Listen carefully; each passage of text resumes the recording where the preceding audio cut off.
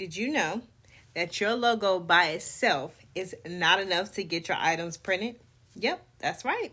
If you've ever sent in a logo thinking it was ready for print only to be told you need a print-ready file, this video is for you.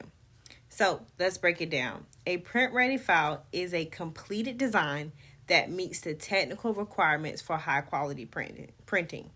So this means it's the correct size and resolution, the right color mode being CMYK, not RGB. There's bleeds and margin into your file so nothing gets cut off. And it's a high quality format like a PDF print, not just a screenshot or a low resolution JPEG. Here's an example. If you're ordering a banner, the file needs to be the full size dimensions, at least 150 dpi with a bleed on each side. If you send any kind of PNG of your logo, it can't be stretched into a high quality banner, so it might come out looking pixelated or blurry.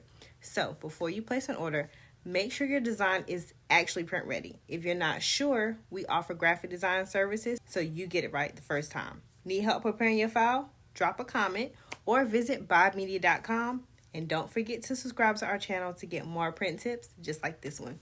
See you on the next video.